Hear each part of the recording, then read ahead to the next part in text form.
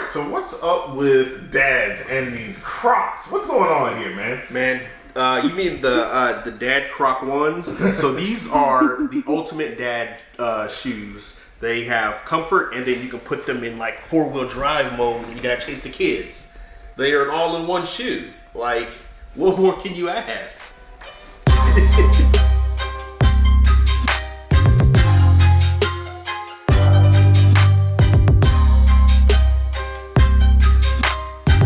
Before I was serious into video games, I, like most kids my age, were deep into sports. I used to actually play football with a few of my friends. Very active and engaged outdoors, playing football, basketball, things like that. I was a bit of an athletic kid.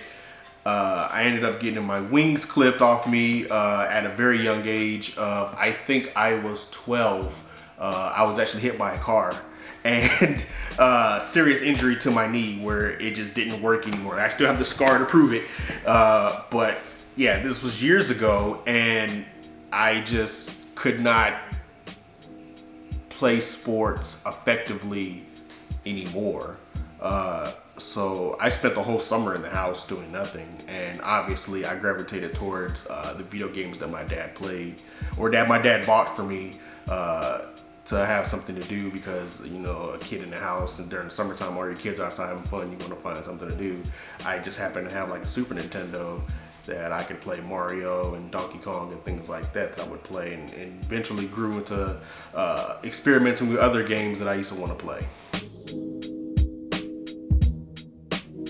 The first game I ever played was NES Super Mario. My dad had a friend. My dad was in the military, and he had a friend who had a son, and they ended up buying an NES, which I didn't know this. Like the original NES console was like the same amount of money as current consoles. Like they were like $400. They were super expensive, especially way back then. We went over there and they just happened to have Nintendo playing, so we played the original Nintendo and the duck hunt game with the little gun, and you kind of shoot the duck and the dog laughing and stuff like that. Like that was my first time ever experiencing video games at home.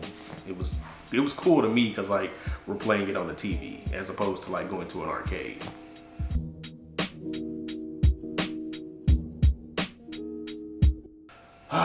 That's a hard pick. Honestly, I say my favorite game of all time is probably Mass Effect 2.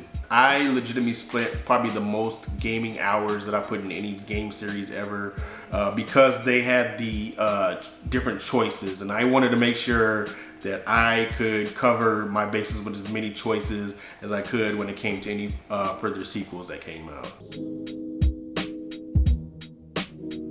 Honestly, so I used to play a little game called Destiny. Bungie's first foray into gaming after the Halo series, right? At first I wasn't really hyped about it, and then I actually bought it on sale for 20 bucks at Target like the same week it came out, and I was like, I'll just try it, and I got hooked instantly. Big content creators now started on Destiny that I used to watch, like King of Thali, Professor Broman, Dr. Lupo. They were a lot smaller back then because Destiny was like a new thing. And I ended up finding Dr. Lupo's stream where he would do like trials with his friend Ninja with no L, and we would kind of participate in the chat and kind of help him basically run it. We had like we had a spreadsheet. It was like an Excel spreadsheet. We were trying to keep up with names before it started getting too big and started just using like just a general RNG based thing using Nightbot. And I saw the way that he carried himself in stream, and I wanted to emulate it that way as well. So eventually I didn't actually have the hardware to stream the way I wanted to, so I put off for a long time. When I finally did get my PC built and I started streaming, I wanted to be like a big content creator streaming Destiny and other games, but I wanted to show up from the perspective of a black guy doing it, because a lot of the content creators I was watching were white, and I didn't see too many black content creators doing it at the time, and I kind of wanted to at least put my foot out there and see if I can make something of myself.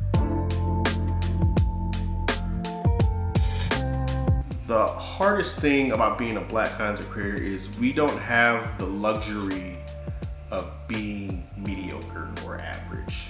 black content creators, not just myself, many other black male or women content creators, like they have to be at the highest performance level on every level, otherwise you just get overlooked, because they're just going to say, why should I watch you when I can watch so and so do it and they do it better? So you don't have that blanket of just being average. You have to always be the best and always be on top.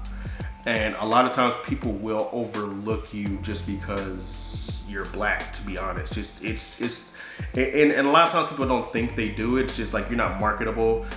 You're here. We hear it all the time in like a normal workplace, right? So like, it's not professional. It's not the look, I guess what they say. But like, we all like video games like anybody else. And I try to welcome anybody regardless of background into my content, because I have friends from different backgrounds and different races and religions and everything, and I just want to welcome everybody. And there is enough space in the gaming world for all of us. My wife is also a content creator as well, so it's a lot of scheduling between myself and my wife. I have a set schedule that I gave her. She has a schedule that she gave me, and we just kind of take turns back and forth, balancing our work and home balance with the kids, which is why a lot of my streams are at nighttime, because it's harder for me to kind of step away from a live stream as opposed to her, where she's filming stuff and she's batch filming during the weekend. So my wife will film 3 videos in one day, and then I stream on Tuesdays and Thursdays and try to put my content anywhere in between.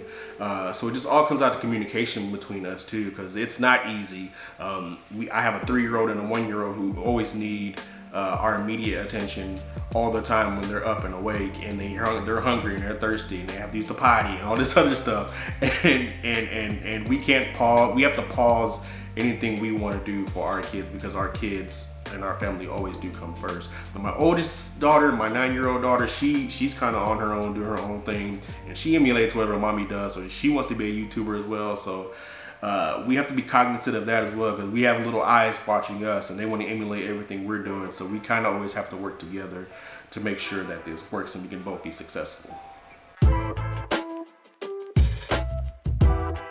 I just want to have a welcome space for all people, where people can have fun.